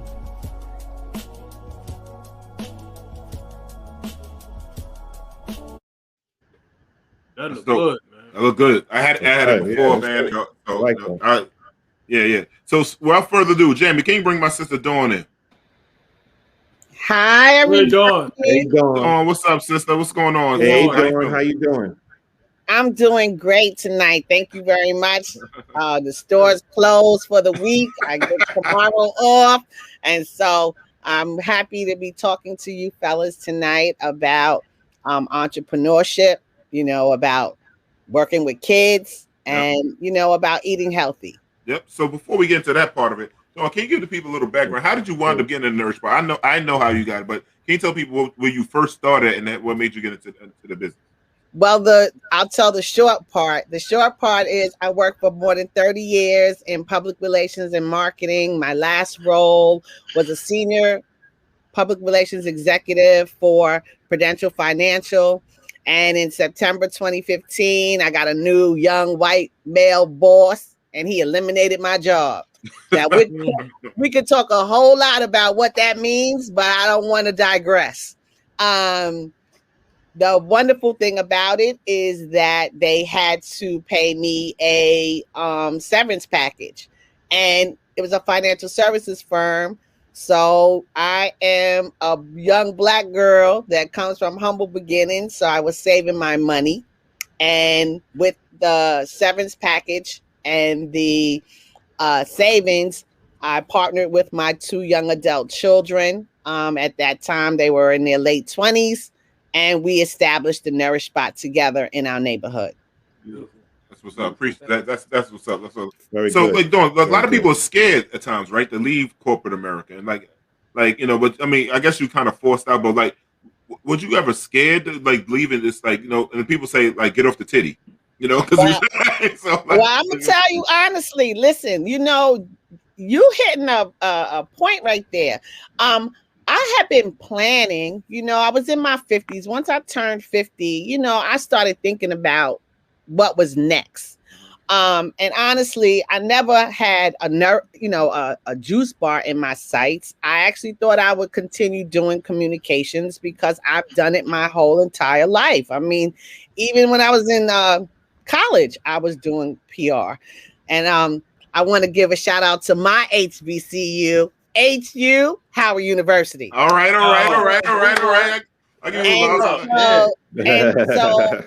I never really thought that I would be in a food business, but what happened was while working in corporate America, I gained a lot of weight. I was traveling all around the world because I did international global communications. And my time was off. I was eating crazy, socially drinking, all the things that you do when you're an executive in corporate America. And my health actually suffered. So, in hindsight, I realized that gentleman probably did me a solid by giving me the opportunity to walk away. And God, I'm very faithful. I prayed a lot. Because I was scared, I didn't know what I was going to do. And because it wasn't me walking out the door on my own, they had forced me out. And so I was scared. but I prayed without ceasing, and God delivered me an idea, a venue, and my children and I, we made it work, and we are still making it work, and I'm really proud. You know, I first of all, I commend you for what you do, and you have a wonderful presence and spirit. I'd like to say that I grew up like a lot of people on a lot of foods. I got a lot of misinformation early, and I look at the things that we grew up on, some of the junk. I was thinking about the other day, spam. It's just ridiculous stuff that we would eat. Yes, we used to spam. Loved it too. I hate, I grew up on spam, and so I realize now today, this health has to be a lifestyle, and this is where I had my moment, and I want you to speak to this because I think everybody has to have their own moment. I was one day putting 93 gas in my car, and I was saying, why would I put the best gas in the car and then have some Cheetos or something putting in my body? You know what I mean? And so I had that moment. And could you expound a little bit on what people need to do and to think about, not just as a trend, but as a lifestyle, to eat things that are just going to build you instead of tear you down? Well, I want to say ding, ding, ding to you for having that epiphany at the gas pump. Because we are what we consume. And I would tell you that my dad, my mother, and my father were really great about introducing my siblings and I to a lot of different foods. Now, don't get me wrong, we had our fair share of junk food too. But my dad, because my grandmother, I'll never forget this, my grandmother was, she got very ill. And when she got ill, my dad was taking care of her, and he pretty much changed our diet just like her diet changed. And it's funny, I was just talking to my little sister, or younger sister, the other day, because I remember us driving over to Green Acres Mall, going into the health food store, and my sister said she wanted a chocolate bar, and my dad said you can get some carob chips. And she said, you know, what's that? What are you, a health food nut? And I would tell you that I never really thought about that until I started, you know, when I started to open up the juice bar, how our lives have come full circle. Yes, it's very important. And we know now more than ever during COVID that we are what we eat. And if you consume junk, your body will run like junk. If you consume leafy vegetables, roots and tubers, organic fresh fruit on a daily basis and eat a balanced diet, then you will live longer. Your organs will function more correctly. And, you know, your mind will even work better. You know, I learn things every day. So what I will tell you is I'm not a nutritionist, okay?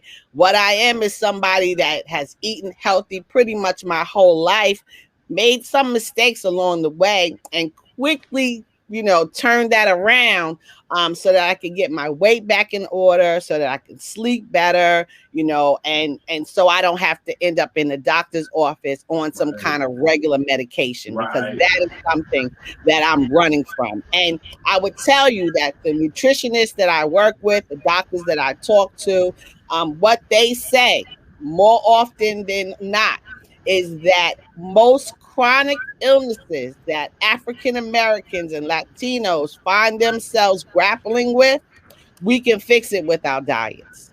Wow. Thank you.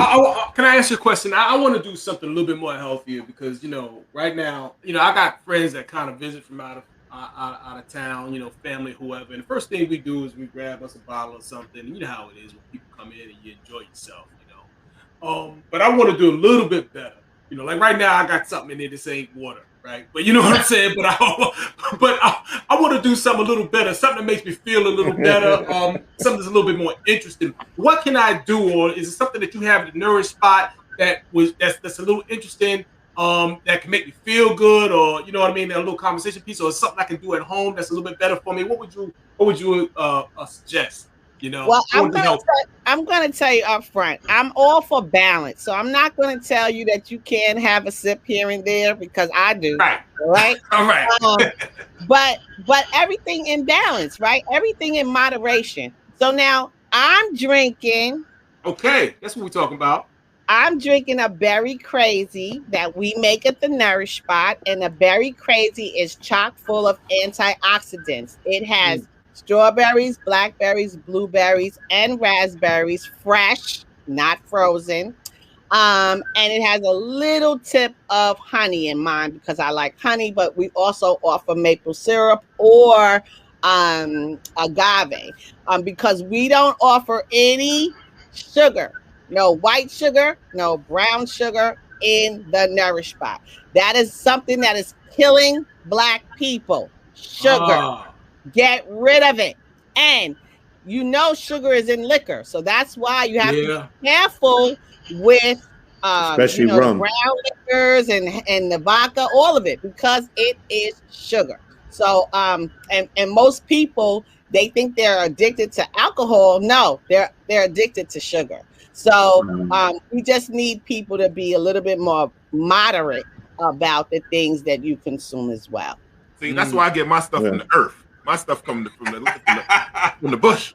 Okay, so I want to ask you, Dawn, let me ask this question because you just made me think of something. So I'll get pistachios and they'll say sea salt, and then I'll get like I won't get white sugar. I'll get turbinado, which is supposed to be cane sugar. Am I kidding myself, or is it just as dangerous? The sea salt and the cane sugar that is no GMOs and all that. Calvin, get rid of the sugar. Period. Just use some agave. Use a little bit of honey. Your body can manage it better. Okay. Okay. I'm not a fan. And this is my own personal take, but I'm not a fan of any of these what do you call it? Impossible burgers. None of that stuff that, you got to turn it into something, just eat the fruit, just eat the vegetables, right? Just eat the beans. Okay. All of those things. Like I learned just yesterday, cause I heard somebody say, I think it was Mr. Todd. He said something about learning. You got to learn forever. I worked for AARP when I first got out of college, and they taught me early on, learning is a lifelong journey. And you need to consistently learn more so that you can do more, live more, okay? And so I would tell you that if you just use the agave, which is from the cactus, okay? You use honey, which, we know bees make that, you will be much better off. And stay away from all of that Impossible burgers and all of that stuff that they make up, because I don't trust any of it, and you shouldn't either. Yeah, good point. Thank you. I'm sorry. I'll ask you a quick question. How important was it to bring the Nourish Pot to your own neighbor? Because I know when I saw it, I know it's that, but when I saw the aerial view, I know it's in our neighbor we came up from. Well, how important was that? It was very important. So let me paint a picture for you. So, I own my own home. So when I didn't want to cook, I would get in my car and say, okay, I'm going to go find a salad somewhere. And in Jamaica, it was so hard. I mean, really hard. And so I would actually drive from 107th Avenue all the way to Rockaway, to Panera Bread to get a salad. And I used to always kid myself and say, if you get $1 past your lunch money, maybe you can open up something so you don't have to go so far. Or maybe somebody will get smart and open up a salad bar in the hood. Okay. But it never happened. And then my job was eliminated. And so it was quite refreshing to be able to open up a juice bar in my neighborhood, even though people that look like me and that don't look like me told me that it was going to fail. Okay. They told me that if I wasn't serving fried chicken, and I'm not kidding, that Black people weren't going to show up. But let me tell you, we've been in business for almost 5 years now, and Black people show up every day. How about that? That? Sister had a line out there one day, had me waiting out there for 30, 40 minutes. That's good problems right there. That's a good problem. I said, these damn carrots and kale better be on point, man. I'm really proud. I'm gonna tell you, I'm really proud of our neighborhood, especially you guys. I would tell you that a lot of our customers are men, and it's really amazing to me that men they're really invested in their health. They are really now don't get me wrong, women show up, but our customer is mostly male. Wow. And they're from like I would say from 18 to 80, because I got customers all ages. Now I also get young children that come from school, and that's the most beautiful thing, because they have elected to not have the sugary drink or the candy from the store. They come to my store with their money in hand, and they tell me what fruits they want, and we make them smoothies. And I'm gonna tell you, that warms my heart, because that right there, as the man said, if you teach them young, they will grow up eating more healthier. They will grow up drinking more balanced, and they'll live longer. They won't be fighting kidney disease and, all the different things, that heart disease, all the different things, obesity that our community as a whole are managing every day. I mean, it's really sad. Right. Yeah, absolutely. Dawn, I want to commend you for doing something so positive in the community and bringing something that's going to bring health to the Black community. I want to commend you for that. Thank you. I also want to ask you a question. Now, our community is always plagued with high blood pressure and diabetes. Yeah. Person walks into your shop and says, I got high blood pressure. What's going to be your recommendation? Beets and carrots. Okay. Beets and carrots. Okay. Beets and carrots, okay, because they are known to help bring your pressure down, as well as if we have soup with beans in it, we would also offer you some soup with beans, because beans also help with bringing your blood pressure, controlling your blood pressure. Okay. Dawn, I'm sure you've been asked that question before. Yeah. All the time. And let me tell you something else. Wheatgrass. So we sell in the store wheatgrass shots, ginger shots, and turmeric shots, right? Because another thing that Black people suffer from is inflammation in your body. And also with COVID, okay? COVID also, the big thing is the inflammation that takes place in your body. So one thing that I would offer to you all, as well as to all your listeners, is to get some turmeric in your life. Okay.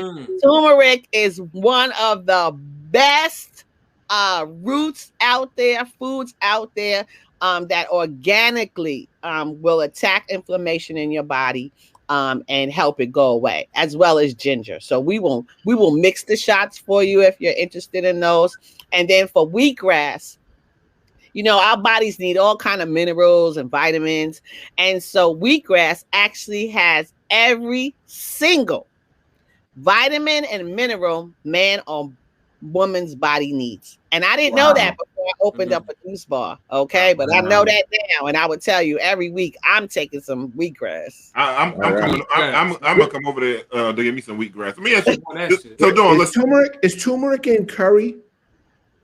People sometimes put turmeric in their curry, but turmeric, I wish I was in the store to. It's two separate things, though. But they're entirely different. Okay. Okay.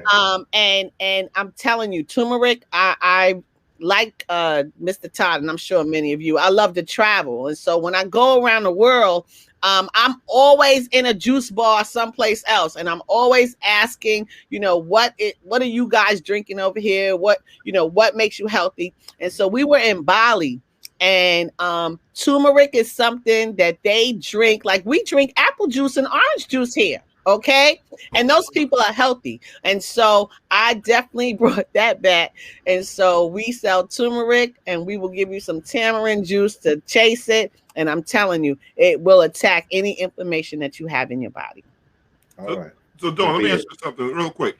At something Boulevard with your stores that some of them bodegas have. We on God Brewer. I'm sorry. Oh, my bad. God Brewer. You're right. They're right. So some of the brothers in those stores, they have male performance pills in there. So what do you have any kind of male performance juices or any kind of foods or roots, anything for that? Okay, well, let me tell you guys. I don't carry. No. This is important. I don't carry any of those pills. I really don't. But I do know that you should put some watermelon in your diet. I do know that you should keep some sunflower seeds handy. Okay, because those things are vital for a man's sexual libido, health. for his libido. Yes. For watermelon and sunflower seeds. Yes. Keep them handy. Yeah, I heard this lady one time in the barbershop swear that she used to give her man the watermelon rind and juice it for him and make him, you know. I'm telling you, watermelon rind. You don't even have to help though. It ain't even gotta be the red part, Rodney. It ain't gotta be the red part. It gotta be just the rind. It can be just watermelon. Right. Yes, but listen, of course you take off the green skin, okay, the skin on the outside, but that white rind that's attached to the red part, you can use that. Okay, so I gotta eat it, or I gotta like put it in grind it up and put it in a smoothie. Whatever you want, you can eat it. You can eat it, you can drink it, but you need to have that in your diet. Yo, I'm gonna tell you right now, you guys are about to put a lot of pressure on my wife. You have no idea what you're telling me. Yo, you about to put me on the shopping list.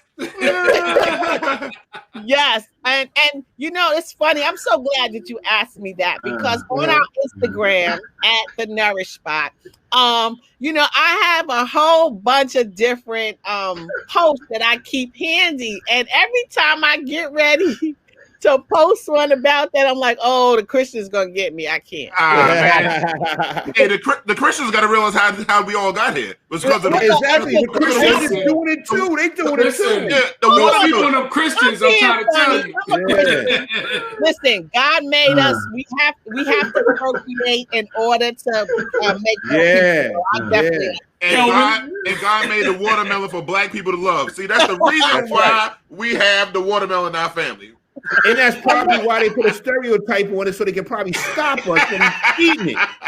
But I'm about to eat all the water. I'm about to get me a watermelon. Deep on that one, Rod. Try your best, guys, to get watermelon with seeds. Okay, not those seedless watermelons. I tell people that all the time. Y'all notice the watermelons they sell? They don't have seeds, or they got them little white seeds, and it's not as sweet as it was when we grew up. It's GMO. That's right, right? So do your best to try to find a watermelon with seeds. For those in Queens. Okay, what if I eat the seeds too? You can't. So hold on. Let me say something to you. The only fruit.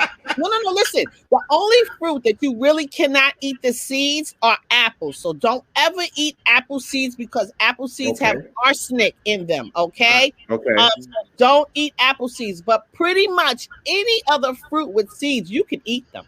Okay. I learned. So another thing that you guys can put into your system is papaya, and eat those seeds as well. Those black seeds that come out of papaya, they are good for you. Okay, they're good for all of us. Okay, I'm about to have a watermelon papaya mix.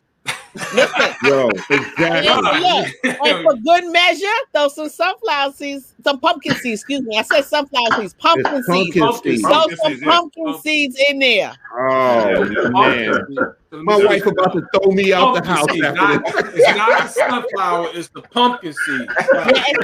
I'm sorry, I had it wrong. It's pumpkin. You said pumpkin seeds or pumpkin seeds? No. You said pumpkin seeds or pumpkin seeds? Derek, I'm shaking my hand at you, Derek. I said pumpkin. I thought you said pumping. Well, that's what you was thinking. Okay. Dawn, let me ask you another question real quick. How important it was for you to hire young people from the community? Thank you for asking me that question. That is the most important question. I'm trying not to cry. So look, I'm raised in New York City. I remember my first ever job, right? It was right around the corner from where I lived. I loved having my own money, not having to ask my parents for anything. So when we first started at the Nourish Spot, I was new. I didn't know what the hell I was doing. I'm going to be honest. And I want to mention about the learning. I took classes, all right? I'm still taking classes to learn about business, so I know what I'm doing. But at first it was just me and my kids, but they got real jobs. You know, I'm retired. So my son and daughter was like, look, lady, this was your idea. I need my benefits, right? So I said to my daughter, who's a chef by trade, yo, you got to help me get some help. I don't know what to do. You know, how I'm going to get help. And she said, I know what to do. And so my daughter partnered with the nonprofit programs in the area. So Queens Community House, Pathways to Graduation, Child Care Center of New York. We even partnered with August Martin High School and this program called WIOA. And the most important one was the mayor. New York City's mayor has a program called CCAP program, which is culinary something through the arts. And so she partnered with all those programs. And initially we got about 6 or 7 interns, which turned into 40, which has now over 100. Okay. Because we also had the SYEP program. And so out of all of those young people that came to work with us, their programs were paying them for the first 6 weeks. But then when they showed themselves as dependable, honest, passionate about people and food, and really pretty much said, oh, Ms. Dawn, can I work here? Like, the internship is over. Will you hire me? And we hired them. Do you know how much pride that gives me to be able to say that I now have 9 young collegiate students, because they started in high school and now they all first, second year college students working for us. And then one of the young men, he's 19 in a pandemic, he started his own food business. Come on now, I'm proud. That's what's up. That's what's up. Yeah.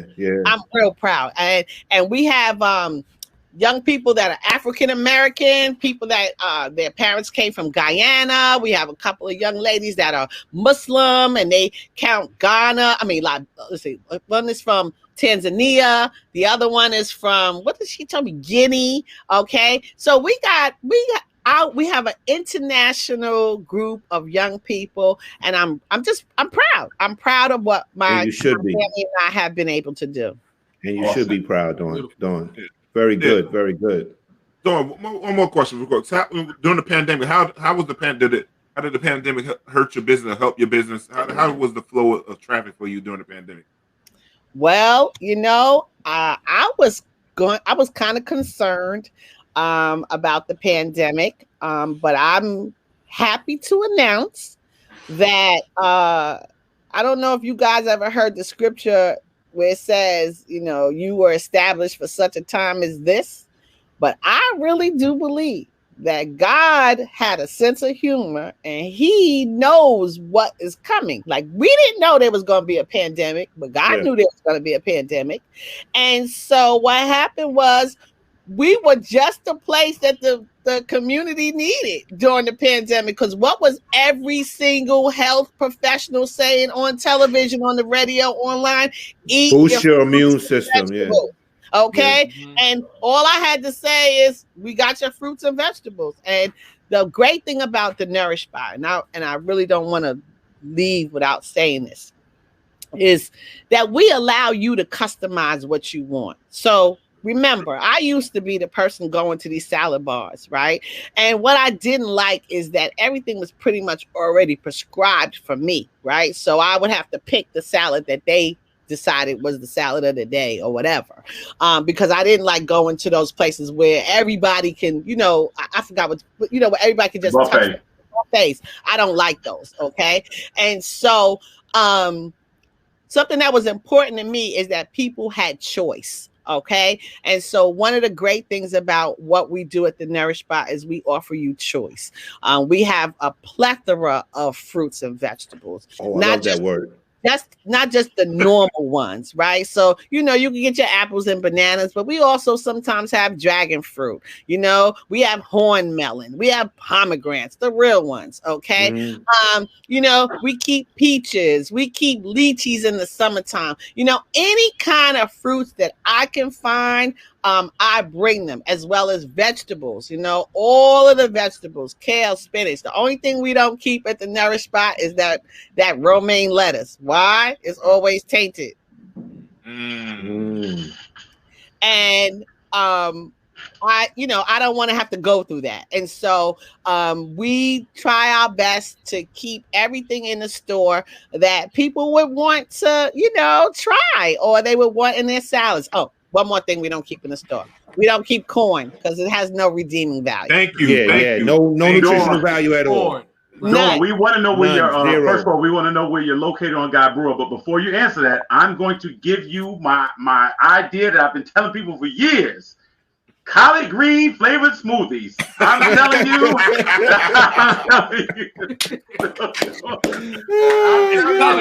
I'm just telling you. I'm headed into you, Dawn. You know, you want some magic. Yeah, he has been talking about that for a long time too. Okay. You know what I'm gonna do? I'm gonna buy some collard greens and I'm gonna try it. But let me tell you, no, it ain't gonna take. It might be good for you, but it ain't gonna taste good. I'm gonna try it. I might be able to hook it up. But let me tell you something. Come and get the kale, okay? We make something called a green goblin, and it's got kale in it, and that's good enough, okay? That's as close to collard that you can do. Sure, tell the people where you're located at, Dawn. So the Nourish Spot is located at 10705 Guy R. Brewer Boulevard in Jamaica, Queens. Because of COVID, we've kind of changed our hours a little bit. So Monday through Friday, we're open 9:30 to 6. On Saturdays, 10 to 7. On Sunday, she rests. All right. You can find us on Facebook, Twitter, and Instagram at The Nourish Spot. We also have a website. We have merchandise. I hate this computer. I can't really. Oh, there it is. We have merchandise. So you could go on our Shopify site if you like. We have cups and masks and T-shirts and hoodies. Because Warren Buffett says you need 7 streams of income, so I'm working on them. There you go. There you go. And like I said, and just show up. Tell your friends. We also, if you can't get to us, so we have like a 20 to 22 mile radius. So you can order through Uber Eats, DoorDash, Caviar, Grubhub, Seamless, and Postmates. Excellent. Okay. Right. And I will be there this week. Because I usually do Uber because I'm at work and I gotta sit right here. So, but next time I'm gonna come in person again. Thank you. But Dawn, I want to say you're gonna see me there too, and I want to thank you because you're the reason I'm gonna have to explain to my wife why there's a whole watermelon on the nightstand. You know what I'm saying? So I'm gonna get me a whole watermelon tomorrow and put it right on the nightstand. Oh my God! I thank you guys so much for having me on the call. I want to say one more thing. So 2 things. One, I don't know if Mr. Todd is still watching, but I want to talk to him because I got some books in me and I want to talk to him about that. And then 2, I really want to tell your viewers that I'm also a coach for New York City Small Business Solutions. New York City has established a whole new program for Black entrepreneurs called BNYC, and they're doing Janelle Doris, who is the new commissioner of Small Business Services. He is bringing all the resources to bear on behalf of Black entrepreneurs. So please go online, type in BENYC, and take advantage of all of the free resources. And I'm here to tell you that the resources are free because I use some of them. Free resources that help you not only get started in business, but to also sustain and keep your business moving forward, even in the pandemic. Excellent. Dawn, we're going to make sure that you and Mr. Todd connect. We're definitely going to get you guys in touch, all right? Yep, Thank you. You're welcome. It's been a pleasure. Been a pleasure, sister. We love you, sister. Thank you. Have a wonderful weekend. You too. Be safe and rest up tomorrow. I will. Yeah. All right. Take care. Guys. You blew up. That's the first time. Guys, I got 3 words. I got 3 words to say. Three words to say. Watermelon, watermelon, watermelon. Hey, man. Don't forget them pumpkin seeds, man. Put that in your life, too. Pushing seeds. Pushing seeds. Oh man. Pushing seeds.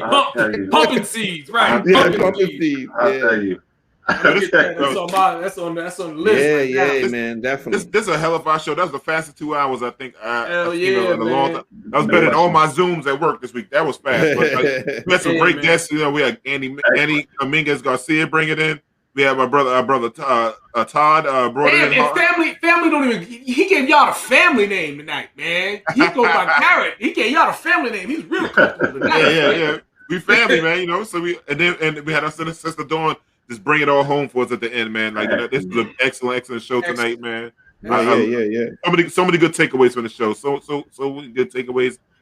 I truly got educated tonight on a lot of different things. I'm going about to buy some watermelons. The guy on Merrick Boulevard, y'all. And he's not there in the winter. I already checked. Oh, damn. Yeah. All right, damn. So no watermelons. Well, no, I'm gonna get me some watermelons, dude. if I gotta drive to South Carolina to get a watermelon, I'm going to South Carolina. Don't believe me, just watch. Don't believe me, just watch. Well, yo, brothers, listen, man. I love you all, man. I hope you have a great week, and I'll see you guys next week, man. Love you, brothers. All right, take care, guys. Man. Love y'all. Peace.